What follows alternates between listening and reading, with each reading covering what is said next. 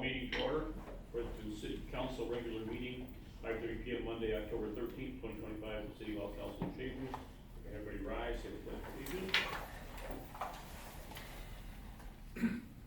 I Pledge allegiance to the flag of the United States of America and to the republic for which it stands, one nation, under God, indivisible, with liberty and justice for all.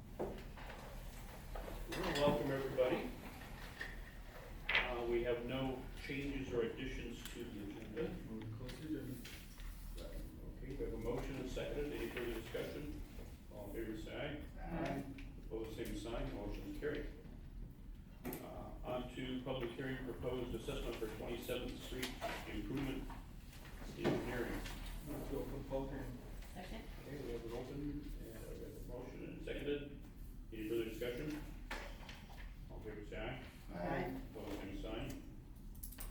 Here's presentation. Good evening, everybody. This is a public hearing for proposed assessment on 27th Street improvement. Should council concur with the special assessment that's presented during the 27th Street improvement assessment hearing, they may do so by adopting the corresponding resolution in Exhibit 1-1. The proposed assessment rule is shown in Exhibit 1-2. The recommended term for the proposed assessment is 4% over 15 years. Staff recommends that council pass the resolution in Exhibit 1-1 adopting the special assessment for 27th Street paving improvement. Any testimony? Motion closed. We have a motion and seconded. Any further discussion? All in favor, say aye. Aye. Opposed, same sign. Motion is carried. Motion to close. Okay, we got action on there. I make a motion to pass the resolution in Exhibit 1-1 adopting the special assessment for 27th Street paving improvements. Second. Motion and second. Any further discussion? All in favor, say aye. Aye. Opposed, same sign. Motion is carried. On to public hearing, residential property tax abatement, Dave Rowan's construction. Alright. Move to open public hearing. Second. Okay, we have motion and second. Any further discussion? All in favor, say aye. Aye. Motion is passed. Hearing presentation. Alright, thank you, Mayor. This item is a public hearing on a residential property tax abatement request. Exhibit 1A is a copy of the City of Worthington Residential Property Tax Abatement Program application submitted by Juanita Briones on behalf of J. Briones Construction. The applicant is seeking approval of tax abatement for the construction of 2 townhomes on Sutherland Drive. Staff has reviewed the application, concluded it meets all the parameters of the program guidelines, and is therefore recommending approval. To comply with state statutes regarding tax abatement, a public hearing has been scheduled tonight to allow for public comment on the proposed abatement. Should council concur with staff's recommendation, it may do so by adopting the resolution provided in Exhibit 1B after the completion of the public hearing. Okay. Any testimonies? Move to close. Second. Okay, take a motion and second to close the hearing. Any further discussion? All in favor, say aye. Aye. Opposed, same sign. Motion is carried. Action on the hearing. Make the motion to adopt a resolution in Exhibit 1B. Second. A motion and second. Any further discussion? All in favor, say aye. Aye. Opposed, same sign. Motion is carried. On to public hearing, residential property tax abatement, Dan Wagner Construction. Move to open public hearing. Second. Okay, we have a motion and second, open the hearing.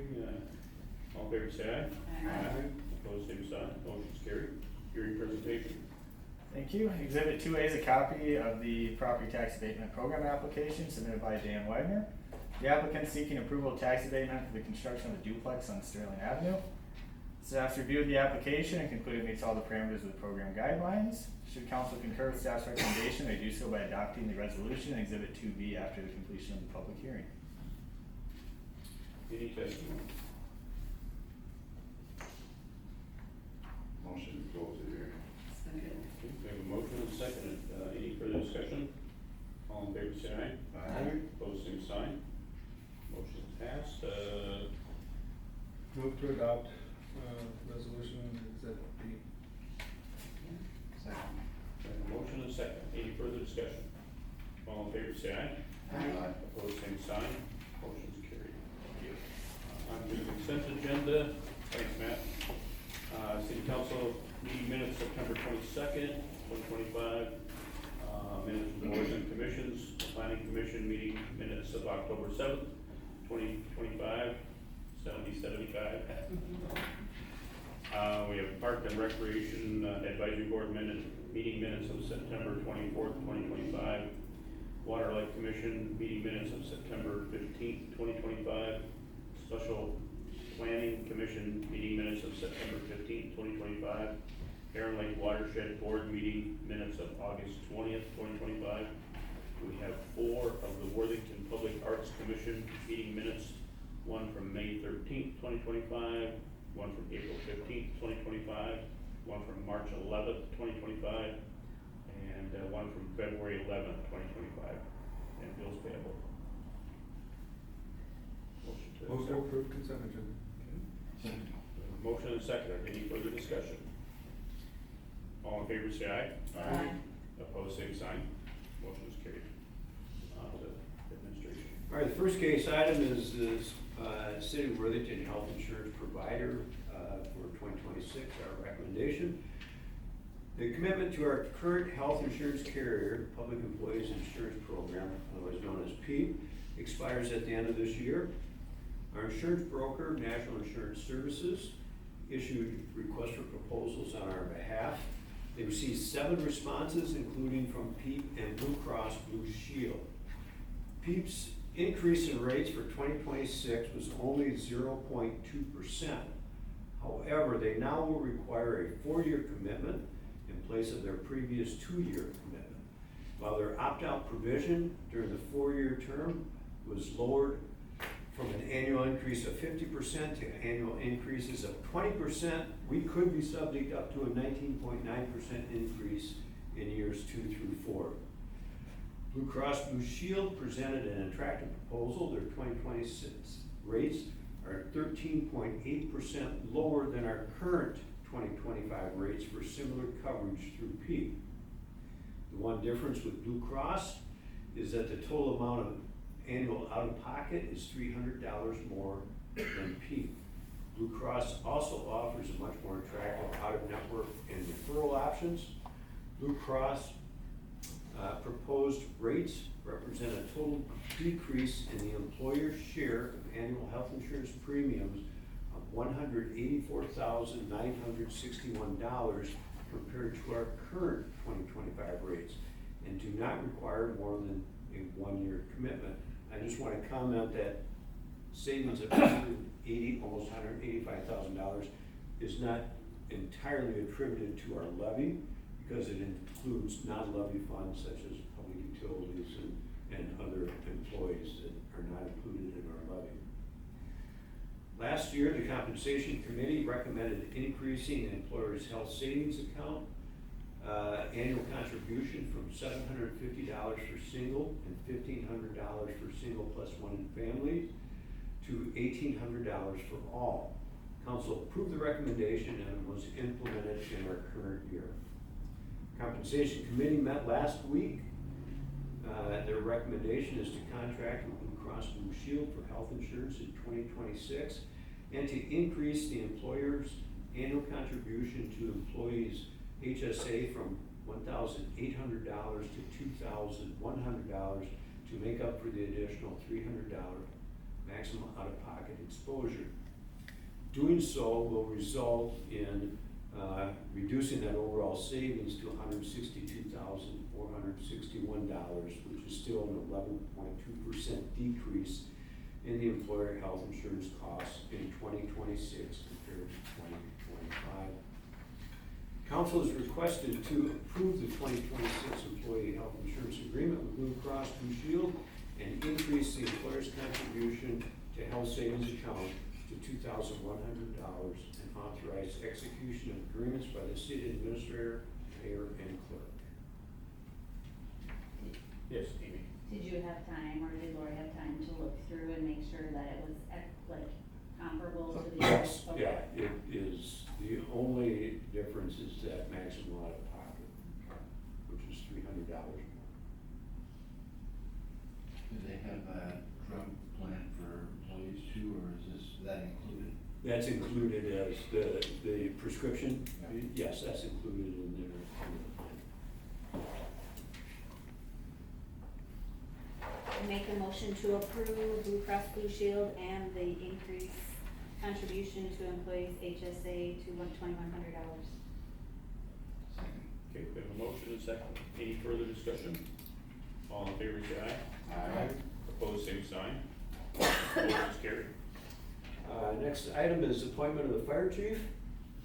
City's personnel policy for firefighters and standard operating guidelines for our fire department. Note that city council shall appoint a person fully qualified to serve as fire chief, taking into account the recommendation of the department personnel, fire department personnel. This is done annually, as you recall. Members of the fire department met on September 30th. They have forwarded the recommendation to reappoint current Chief Trent DeGroat again in 2026. Chief shall have general supervision of the department at all times and have control over all apparatus, equipment, and supplies, and command over all persons who are employees of the department. Chief reports to the city administrator. The fire department, along with the city administrator, recommend all current officers be reappointed to their positions, including Brian Spittle as the first assistant chief, Corey Greenway as the second assistant chief, and Dayton Williamson as the secretary. I just want to note that Mr. DeGroat contacted me a short time ago, and his time was preparing a farm truck that had some urgency, otherwise would have been with us tonight.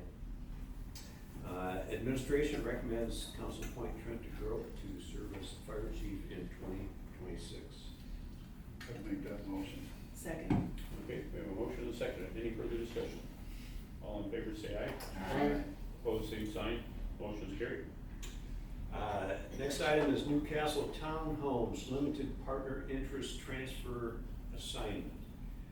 Newcastle Townhomes was developed using the low-income housing tax credit program established by the federal government.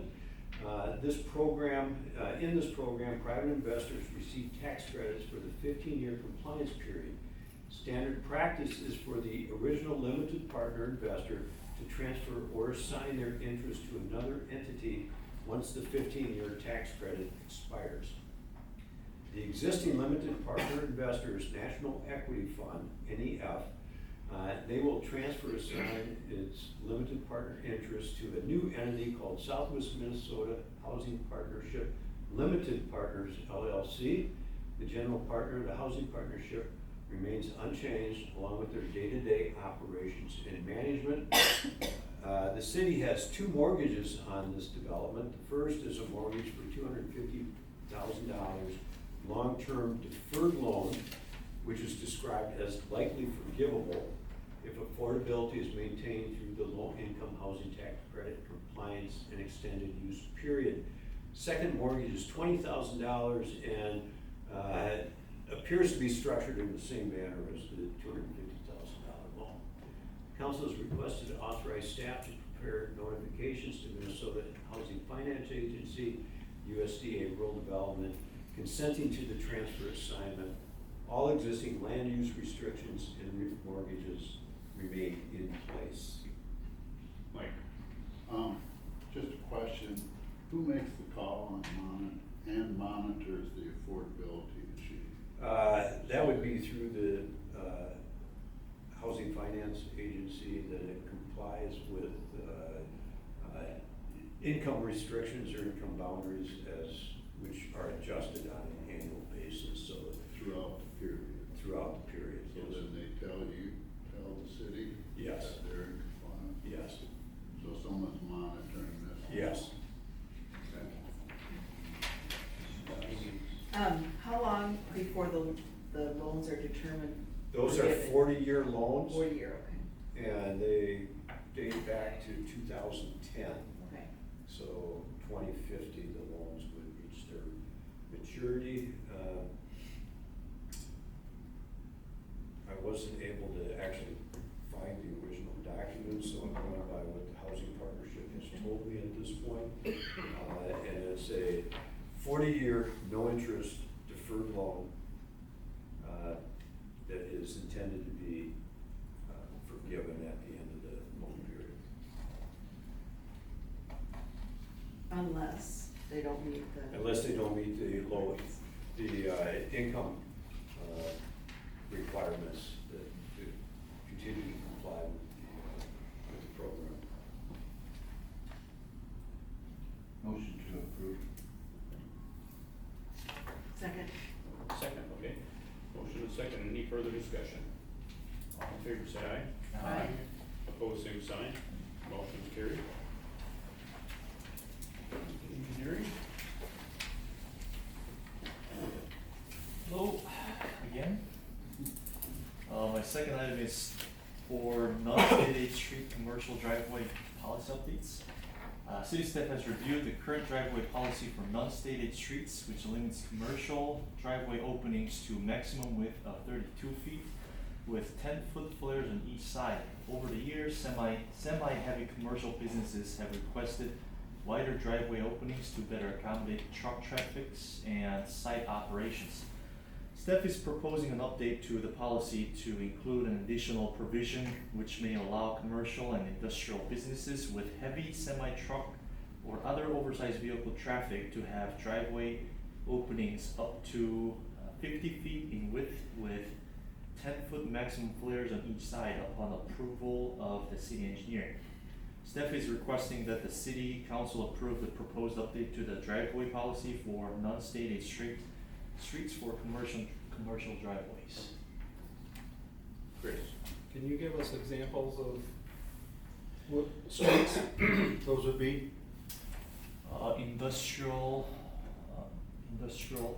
street, I think, of where the Bedford is, there's a lot of semi-heavy traffics. They were currently limited to 32 feet with flares. Also, where we're currently doing the service road and service drive, the tire shop is. Those areas are main, two areas that has requested before. We have a number of state aid streets. Correct. in And Worthington. that's not what I'm talking about. I'm Right. strictly, only on non-state aid roads. On non-state aid? Correct. I can't change the state aid, requirements, only the non-state aid part, only the city-owned, basically. Okay. Have we granted the 50-foot before as a variance? No, Or we have not. we've not- Never have. Have they requested, has it come before us? Yeah, not to the council meeting, because that's, I mean, I can bring that up to council every time if someone requests and have you guys review and You just approve. usually say no? Yep, Okay. because that's what policy says, yep. But, sorry. What is, the state aid maximum and minimum requirements, is there any? There is, state aid requirement is for commercial, it's saying 32 feet, and, residential streets are only 24 feet. Okay. And we allow up to 28 on residents. Okay.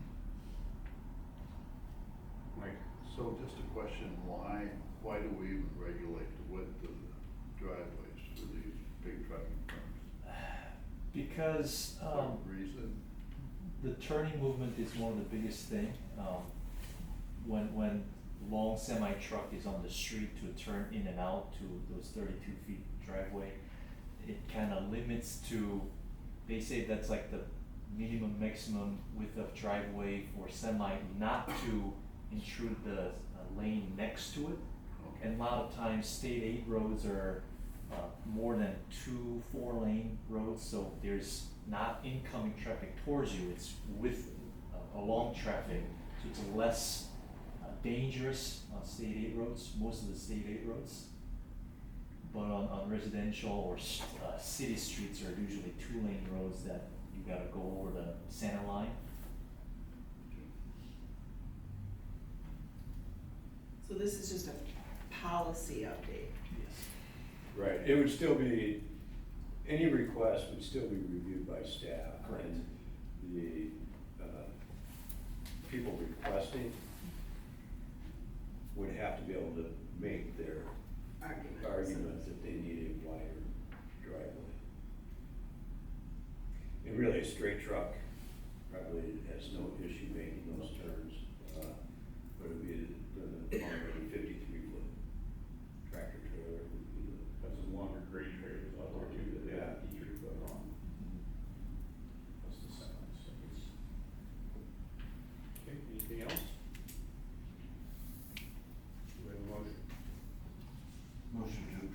State 8th Street driveway policy update. Second. Motion and seconded, any further discussion? All in favor, say aye. Aye. Opposed, same sign. Motion is carried. Community improvement. Alright, next item, this is a conditional use permit request for a dispensary at 507 South Shore Drive. NB2A Investments LLC, or what will be known as Roy's Premium Cannabis, has requested a conditional use permit to allow for the operation of a cannabis dispensary at 507 South Shore Drive. Pursuant to State Code Chapter 155, Appendix E, Table 5, cannabis retail facilities are permitted by conditional use only in the B3 district, the zoning designation of the subject property. At its October 7th meeting, the City Planning Commission voted 3-1 to recommend approval of the requested conditional use permit with the following conditions. The first one, the business shall have no blinking, flashing, fluttering, or other lighting or signage that is inconsistent with surrounding businesses. Lighting and signage not visible from the exterior of the business shall not be subject to this requirement. The business shall have no digital signs. Security cameras shall adequately cover exterior areas of the business and must maintain compliance with applicable rules and statutes of the state of Minnesota. And number 4, and this one was not a staff recommended one, this was added by Planning Commission. The business shall have no freestanding or monument signs, only building signs are permitted. This 4th one really came from concern with some visibility from the field house in particular, if you read that in the minutes. If you follow along in your packet, you can see what they based their recommendation on. In the exhibits, you can see the zoning maps, pictures of the site, their tentative floor plan, and other applicable things the Planning Commission considered. Should council concur with the findings of the Planning Commission, they may approve the request by motion. Approval requires a majority vote, and any council member voting against the application must state their reasons for doing so for the record. Council action is requested. Mike? Well, in referring to number 5, any land use request that the surrounding zoning and land uses should be considered to reduce land use conflicts. And to that, this is not the place, as close as it is to the field house. And concerning the field house, I don't understand why that's not treated the same as a school district, as an athletic field. I see one reason given in there was, well, it's a pay-to-play place. Well, do we treat private schools? They pay to learn. So are private schools in the buffer zone? Yeah, schools are explicitly stated in the state statute. Okay, but you have the pay to play as one of the reasons. Yeah, so statute says attractions within public parks regularly used by minors, including playgrounds and athletic fields. Now, could this maybe be considered a bit of a gray area? Possibly.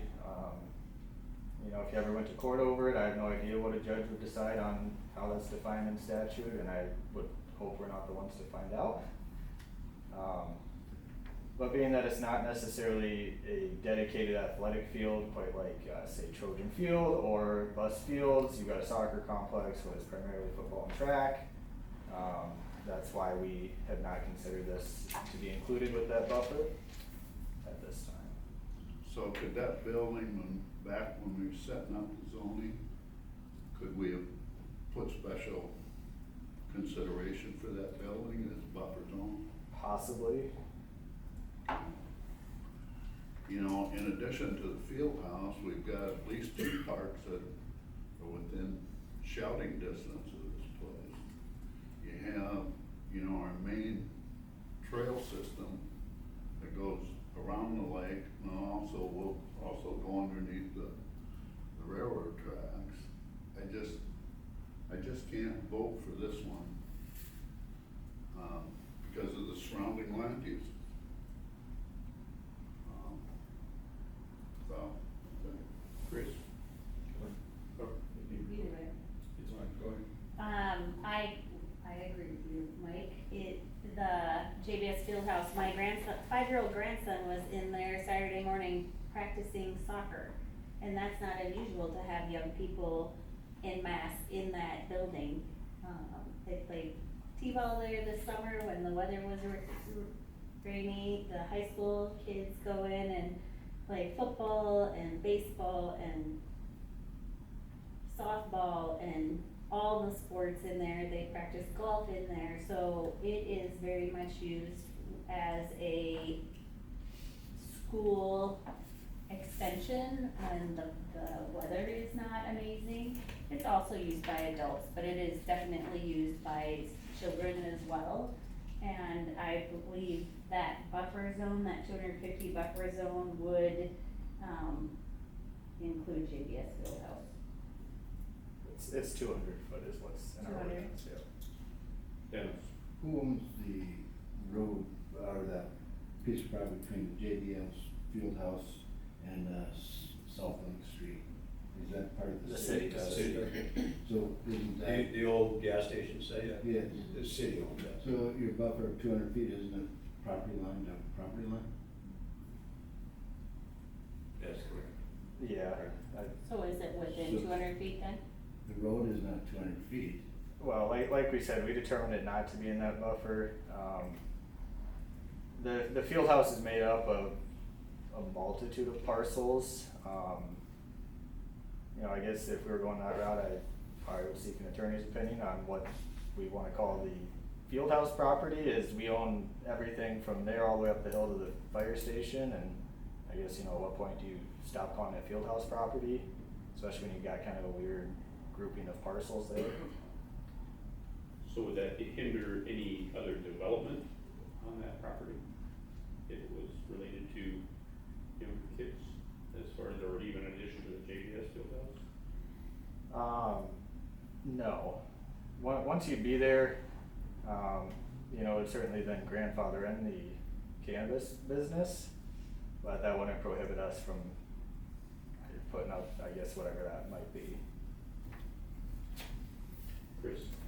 So, I know you guys just, council just received the packet, when you have time afterwards, thumb through it. Just a word about the applicant, I was the lone dissenting, vote on the planning commission, for many of the reasons and I'll state here shortly, but, just a word, about the applicant and his business model and his, proposal, or business plan. Overall, with the applicants that we've had up to this point, it is the most sound and really,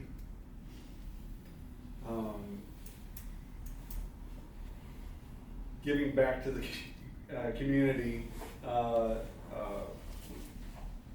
owner, wanting to be a part, of course, part of the community as a business.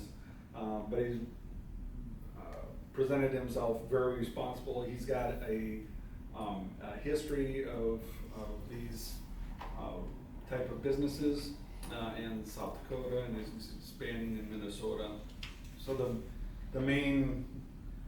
my point being that the main thing isn't necessarily the business applicant himself or his business proposal. I think he's been very responsible and in regards to the other applicants that we've had up to this point, I would say he shines above those. But that being said, my main points for my no vote on the planning commission was the location and its distance from the GDS Fieldhouse and a park that is both areas that are heavily utilized by our youth and our families as a whole throughout the year. So it'd be to me, it'd be, the main driver was the incompatibility with the adjacent land uses, and then adverse impact on public health and safety, I think, potentially. is there also, so. You can make an argument, I suppose, with, potential transportation hazards at that, traffic hazards at that corner. But having no traffic studies done, but I can see why he, would like that corner, cause it gets a lot of traffic, right? And the other applicants we've had also have chosen areas that they get high traffic in. So again, I can't support this location. We've gotten a number of input about we don't need any more dispensaries or anything like that. That's not necessarily the driving force in my no vote for this.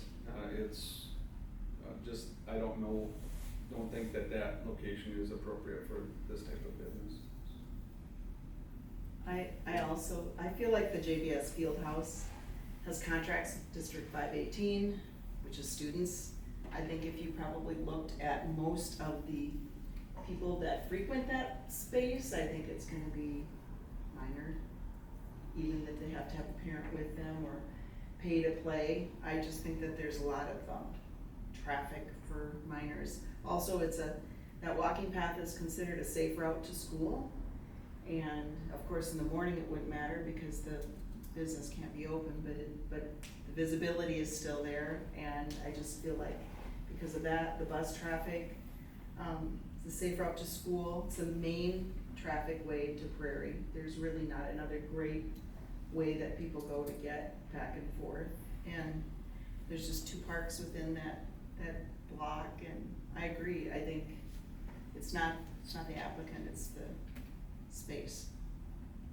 I think the intended walking path will go on the side, right? Correct. Of JBS Fieldhouse, between where Roy's would be.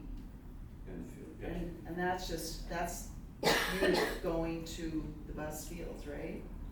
You're right. I mean, I know that's not developed yet, but that's the plan, and I just don't think it's compatible, land use for that. Dennis? Can we table this until we seek legal counsel on that 200-foot buffer? For the property line? You can set it aside to a future meeting. Table until the next meeting. And Mr. Volker is here. Did you want to offer? When you get to the public comment portion, Okay. I'd like to say something. Well, there's no. No, this is not, yeah. This isn't a public This hearing. is no This is public hearing. informal. Oh, so we okay. don't have any. Yeah. If you want me to, I can. If you would like to share your thoughts. No, Braden Holder, commentary. Yes, thank you, I'm sorry, I thought it was a public hearing. I can, see which way the wind is blowing, so I'll make my comments brief. I take my responsibility to protect the citizens of Nobles County and the citizens of Worthington the most serious out of all of my many responsibilities, and that's why I wanted to come to you here today. I come in opposition not just to this proposed cannabis dispensary, but to you approving any more cannabis dispensaries, which I realize is not the ultimate issue before you tonight. I have the contract with all of you to prosecute crimes in the city of Worthington. There is no scientifically accepted method for testing impairment in someone that's under the influence of cannabis. It is not like alcohol. And so the way that we do that, the way that I prosecute cannabis DWI is after an accident. That's basically the only time that it happens. And that means that there's been an accident, because I don't have another way to show that the person was impaired. Every cannabis dispensary that you allow in the city of Worthington makes that job harder. It doesn't make it easier. State statute says that you have to have 1 active registration per 12,500 members, which citizens, which would be 2 for the city of Worthington. And my review of your registration shows you already have 4. And so you're already more than double the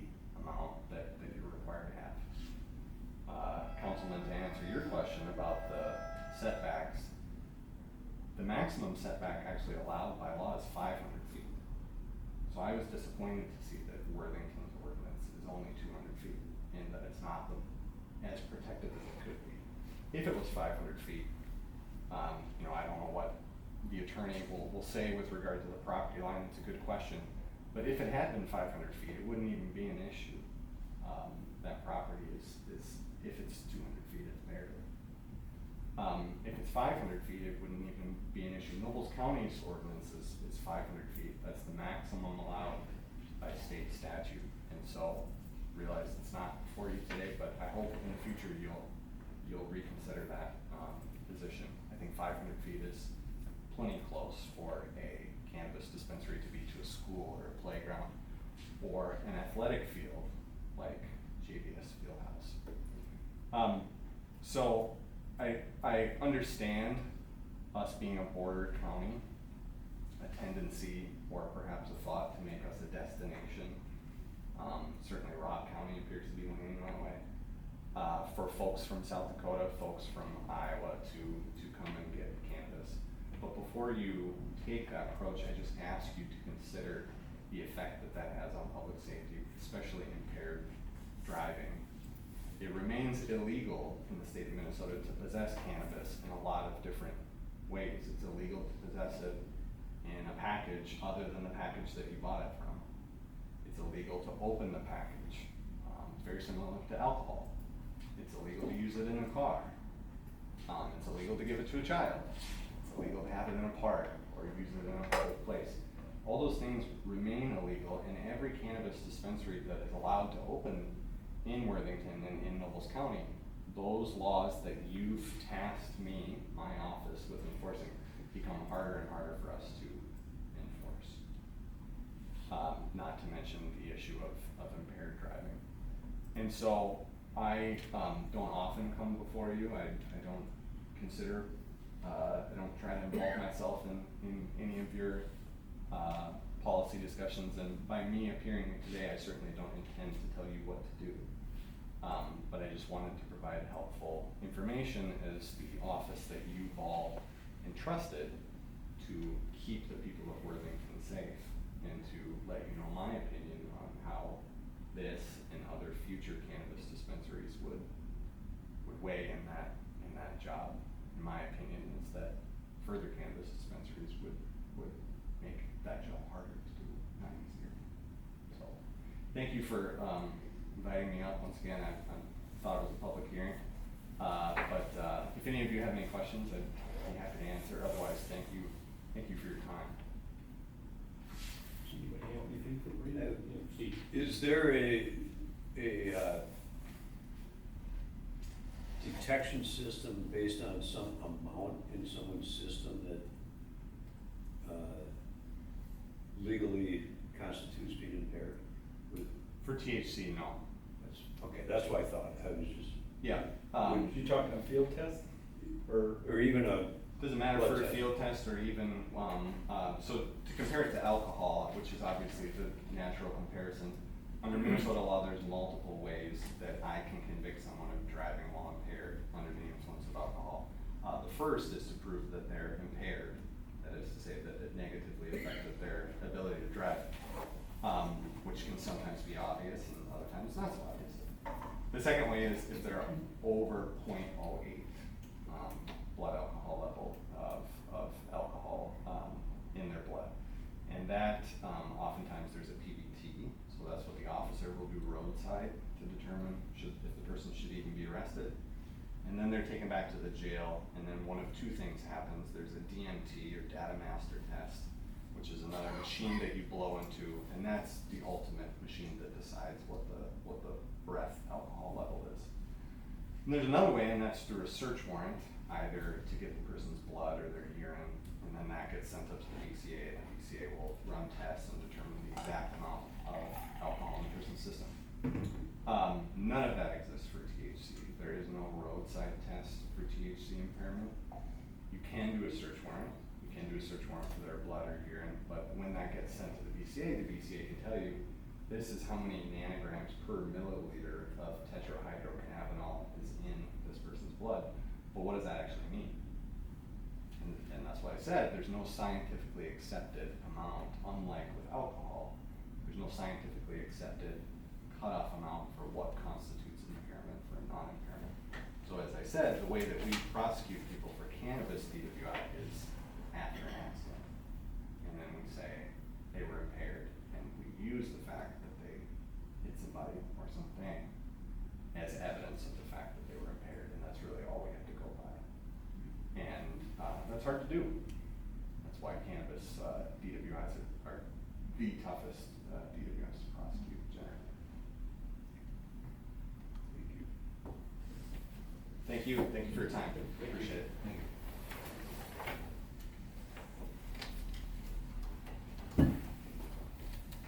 you. More questions for I'm the applicant, so I know it's not a public hearing. I didn't know whether there was an opportunity for me to try to address some of the concerns or not. That's. Yep, come on up.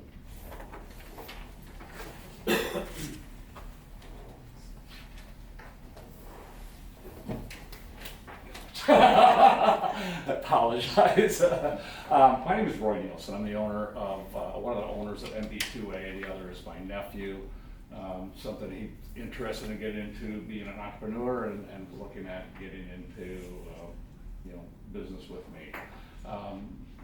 Yes, the reason I chose that location is for traffic. Let's not BS anybody. There's a lot of traffic there, similarly to other sites in town.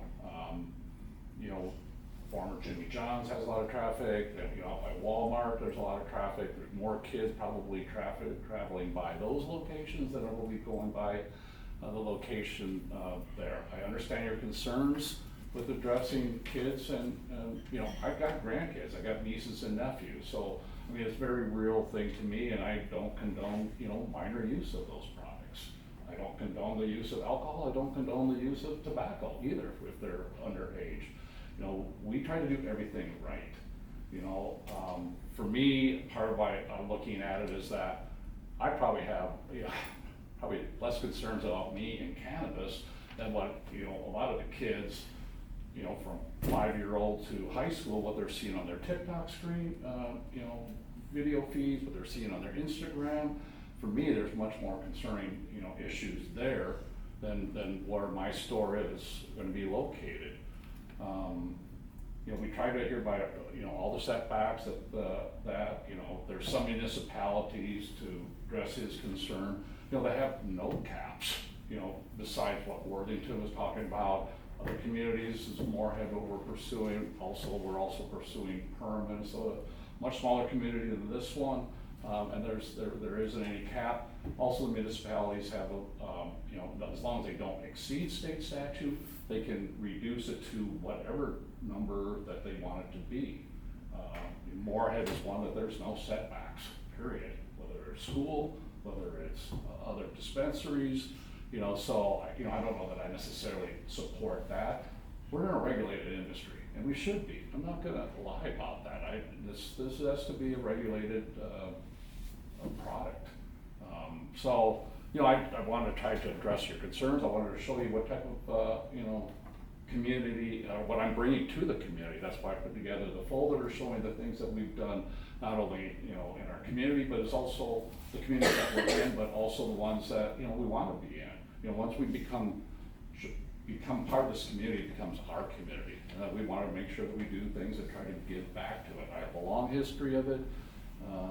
It's not something that I want to, go through the litany of that, but, my businesses, and I've owned multiples of them, have been awarded numerous awards, from humanitarian to business awards. We've been recognized, by the state of Iowa, where one of my businesses were for being a top 50 workplace, twice. We also were recognized by the Iowa National Guard with their Pro Patriot Award. So it's giving back and supporting the men and women that serve in our armed forces. So I understand the concern. I'm trying to figure out best ways to alleviate those concerns for you. One of the things we were doing is trying to make sure that we didn't have anything that was blatantly flashing, no cannabis leaves, that's going to be in broad, we're going to make sure we don't have a monument sign. Those were things that were brought up at Planning and Zoning Committee, and those are things that, you know, that I support. Yeah, I'd like for you guys to, and gals to look at, you know, voting for us and approve. I know the concern, I understand your hesitancy, but I'm trying to figure out what I can do to help assure you of that I'm not, my business isn't to be the concern for you. Anybody have any questions? I'm impressed with your application, I'm impressed with that. You know, if I could regulate against Walmart with kids going in and out, we can't. Well, no, and you can't control all the people that drive by, and that's one of the things that you know, the concern is the traffic going by, that there is a park, that you're gonna be kids going by. More kids are going by Walmart. They're gonna see all these other stores that are gonna be probably more blatant about, the fact that they're a dispensary than what I'm agreeing to, you know, do for being in that location. I understand you have another location in town. I have, I have both properties there on that corner, yes. Okay. And no other. I have another location is in town here, but I have other plans for that.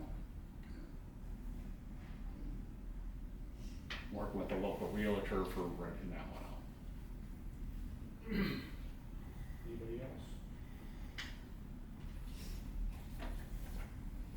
Okay. Okay, well, thank you for the opportunity, I appreciate it all. Okay.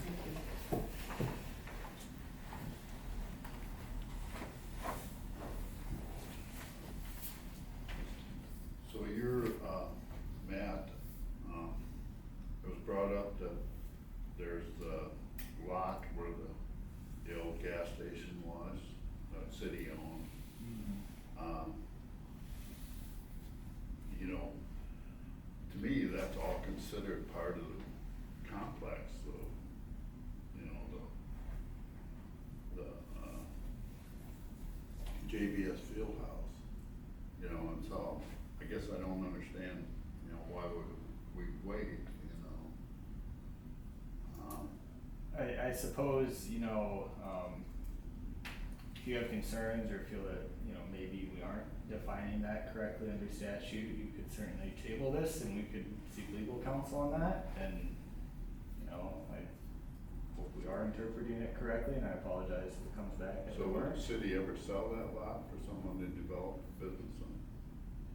I wouldn't think it would, but maybe. I guess I would say never, but with the bike trail there, it's gonna leave very limited space. Yeah, so it can't really be used for business anyway, so to me, again, looks to me like it's part of the whole JBS complex.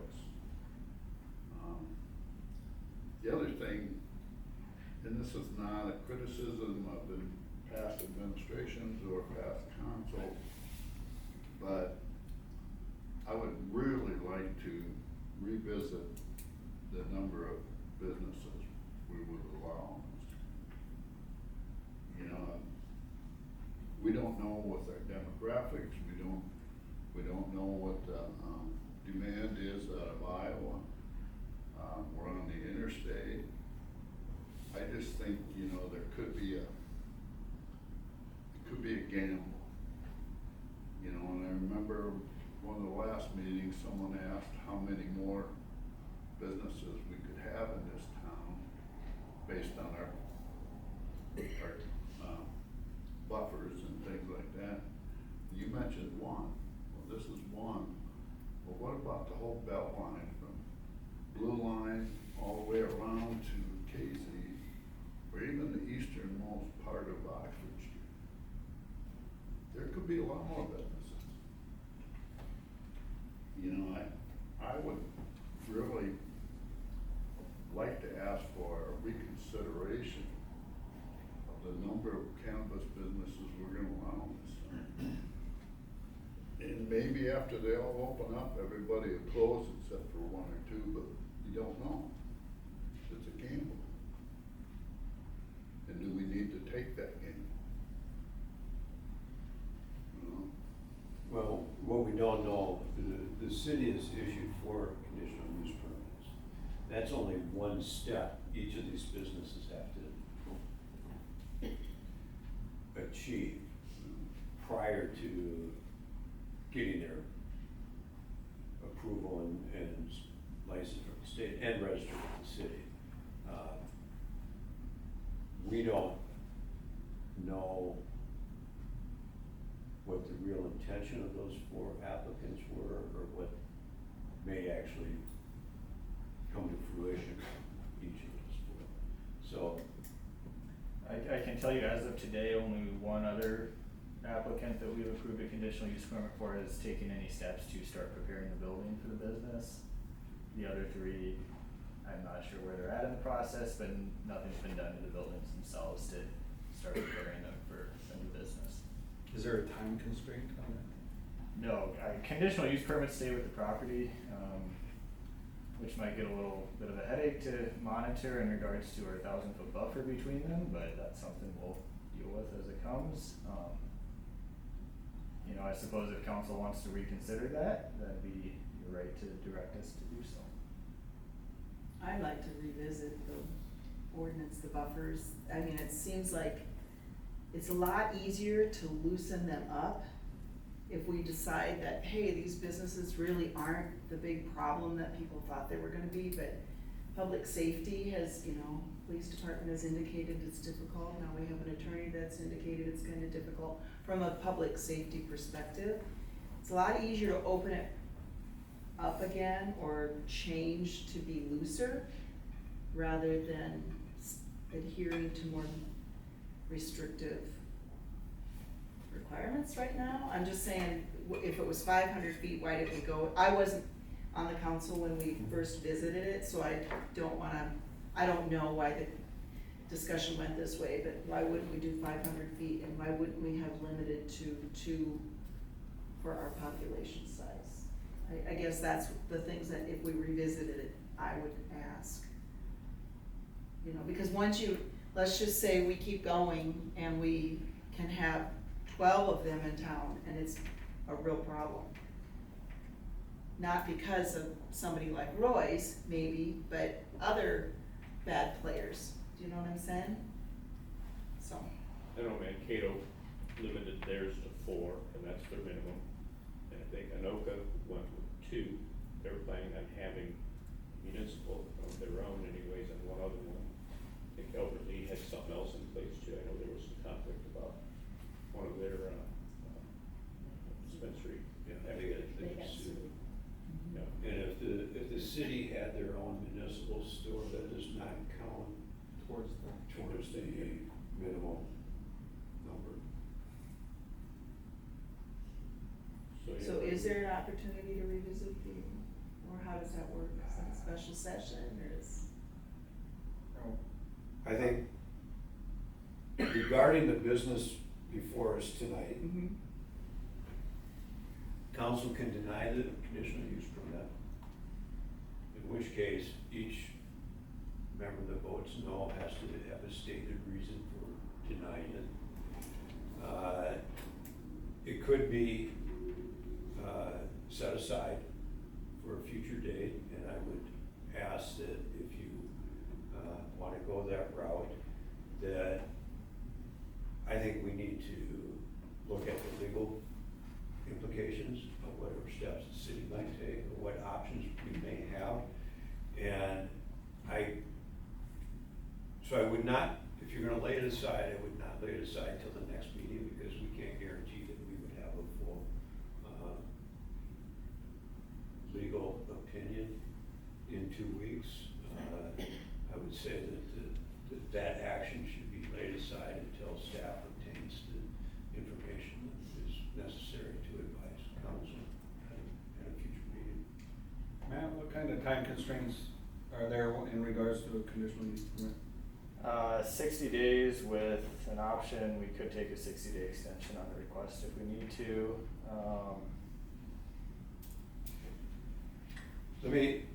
We're probably 30-ish days into it. I'll have to double check the actual application date though.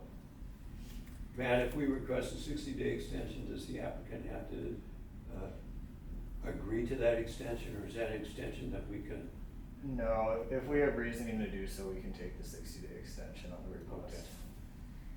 And we might not even need it depending on when you table it too.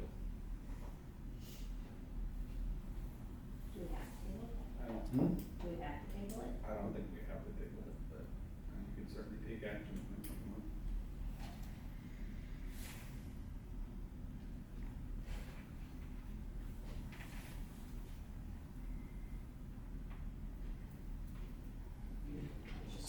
If you want, you should table it if you want legal counsel. Yeah, if you want legal action, you need to lay it aside till.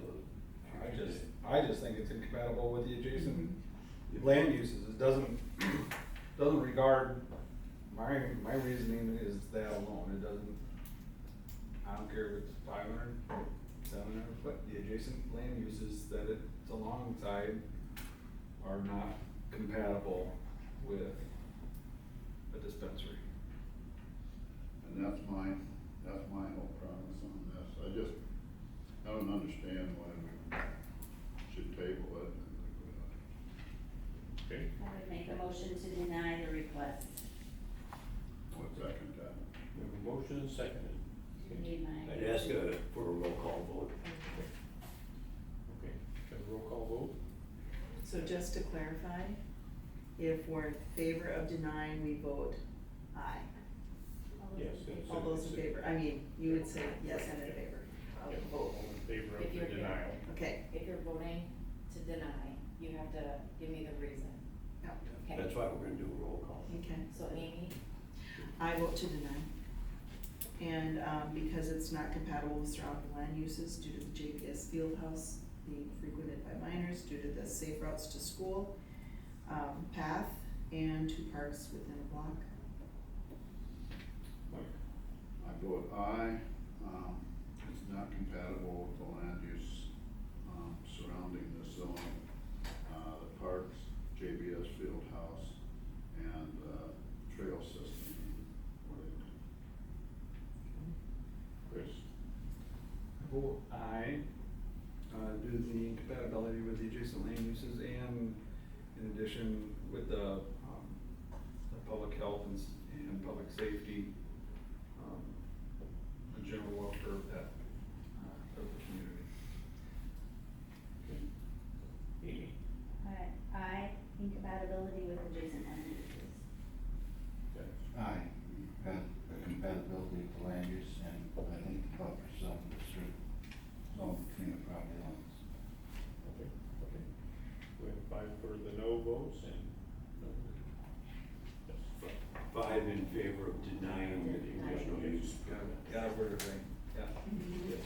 That's correct. 5-0 on that action. Okay. Other than that? All right, moving on then. Next item, this is a text amendment regarding off-premise signs. City staff has seen a significant interest in off-premise signs, or typically known as billboards recently, in particular digital ones. The interest comes from advertising companies who seek out long-term leases with property owners for billboards. This interest is focused away from Interstate 90 and towards the interior of the city. Off-premise signs are distracting to drivers and have a significant impact on the character of the areas they're located. And once they are installed, they're rarely ever removed. Staff has prepared an ordinance shown in Exhibit 4A that would prohibit off-premise signs and off-premise signs with digital faces. And the existing off-premise signs would be grandfathered in, but would not be allowed to change to digital faces. At its October 7th meeting, the City Planning Commission held a public hearing and voted unanimously to recommend approval of the proposed ordinance. Should council concur with the findings of the Planning Commission, they may approve a first reading of the ordinance shown in Exhibit 4A. The other thing I'll say about this, we obviously are in the process right now of working with the consultant to redo our entire zoning ordinance. I don't necessarily anticipate that we would continue to outright prohibit off-premise signs once we're done with that, but this would kind of give us some more time to better consider how to regulate them differently, especially in conjunction with our entire sign ordinance, as that will be, or is part of what we're reviewing with that project. So yeah, with that, I'll take any questions. Yeah, Mike? I'm glad to hear that, Matt. You know, I was gonna play the devil's advocate on this I was gonna, why, then, looking up and down Oxford Street the last few days, there are a number of signs off premise. So would we be denying opportunities for some of those businesses that don't have enough room to put up one of those big signs? I know there's at least a couple of those right now where, insurance companies, where they don't necessarily have the room or the infrastructure to put up a big billboard. I can see it, fully see it, on the interior of Worthington. But when you get closer to the interstate or closer to the highways, I just don't wanna deny the opportunity for some of our businesses to take care of their marketing, is what I was thinking about. But, if it's something that can be looked at down the road, that would be good. I'm glad to hear that, man. Appreciate it. Yeah, we don't wanna go through a lot of time and effort to work through a text amendment right now, and we're kinda already looking at it in a grander context. But this would allow us to kinda take a step back without approving new ones to really consider how to better regulate them, or figure out how to regulate them to locations that make more sense, things of that nature. Amy? Is there any way to enforce the removal of signs? You said a lot of signs are never removed. Is there any way to No, enforce that? if they were approved, at the time of construction, unless they were, unless the tornado hits, then you can typically place some reasonable conditions, but even then, most of the time they can put back what was there. I was thinking you meant signs that no longer served a purpose. No, this would be your typical billboard where they come in, they take a 80-year lease on it, and it hasn't been business owners that have really been asking for this. It's advertising companies that look at a map and they pick out 10 properties and they go approach all of them and see what sticks. I noticed on a couple of them, one had Lamar, which must be a big billboard. That's a big nationwide one, yeah. But it had local business on it. Yeah, they do change faces here and there as they, cycle through different advertisements and things, and there certainly is an advertising component for local businesses, of course, and we want to provide that opportunity, but, we really want the opportunity to not approve any for a little bit while we consider maybe how to better regulate them within the context of a newer sign ordinance overall.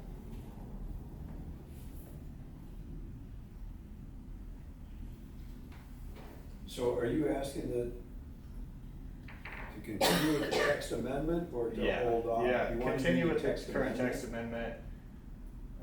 And you'll just know that our entire sign ordinance will come back in a different form probably within a year.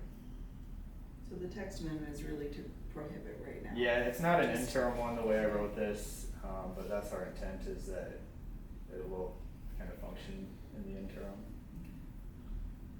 Move to approve first reading. Second. Okay, we have a motion and a second. Any further discussion? All in favor, say aye. Aye. Opposed, same sign. Motion is carried. Alright, so these next three items all deal with low potency hemp edibles. So these are products that are on the shelf today. Our own liquor store sells them. Back when they were first legalized, they were done so under essentially a certain group of statutes under state law. When the state then approved legalized recreational cannabis, they also took those lower potency hemp edible products and moved them into this new group of statutes. And the main change that brought along with it was different licensing requirements. In particular, retailers that sell these products now will have to obtain a local retail registration. So along with that, now we have to put our requirements in place to make sure that we can take care of that. They built in essentially a grace period into this for existing retailers, and we're now hitting that point where they're gonna need to renew and they're gonna need local retail registrations now. So the first item, this is a text amendment. This is for the zoning requirements for low potency hemp edible sales. Exhibit 5A is an ordinance establishing which zoning districts permit the sale of lower potency hemp edible products. As proposed, this would be permitted in all commercial districts. At its October 7th meeting, the City Planning Commission held a public hearing and voted unanimously to recommend approval of the proposed ordinance.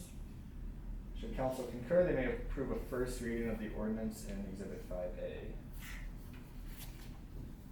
The area, where they could be,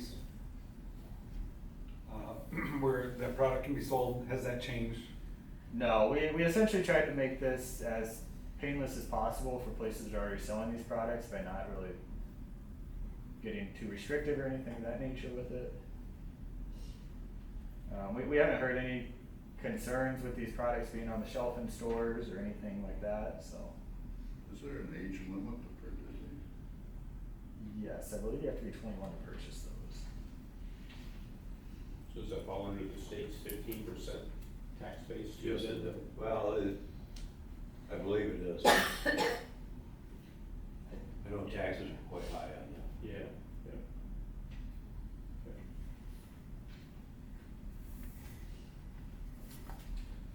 Okay, we have a motion? Second. No, we don't have. No, we don't have a need motion. Asking for. No first reading. Okay, we have a motion and then seconded, any further discussion? All in favor say aye. Aye. Opposed, same sign, motion's carried. Alright, moving on then, number 6, this is another text amendment. This is also dealing with low potency hemp edibles. This text amendment and this ordinance shown in Exhibit 6A, this basically deals with everything that didn't need to go to Planning Commission, so all your non-zoning requirements. You'll see in there, it essentially lays out the process for our local registration of them, which follows cannabis businesses generally as well. The definitions are already in our ordinance, so there's not a lot to it. But yeah, council is asked to approve a first reading of that ordinance shown in Exhibit 6A.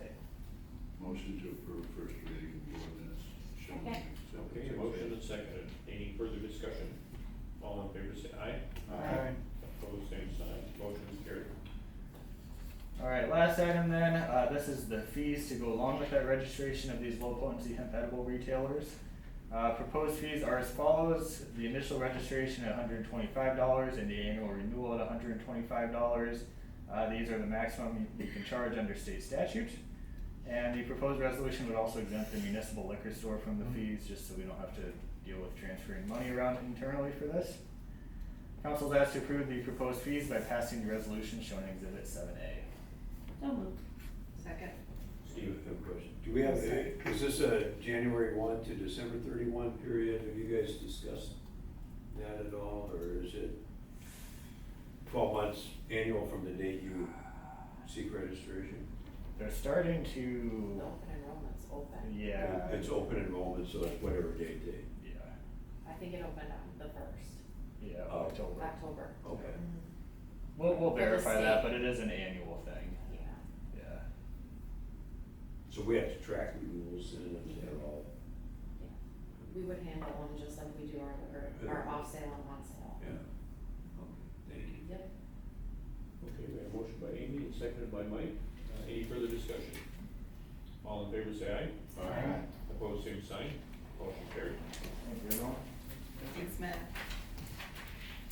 Okay, on to committee reports, have nothing other than went to Cuero and, paycheck came out a winner and, very good time, the host Cuero Texans are quite gracious, they cater to us pretty regular anyway, so they're nice people, but there was, I know at least over 40 of us down there anyways, so we get bussed around, we went to Baymont anyway, so it's close by, so it's pretty handy, but, check made its rounds anyways, carried some kids anyways, but, I wasn't part of that group anyways, there were stories anyways, so. Amy? No report. No report. Amy? No report. Okay, Mike? No. Chris? No additional report.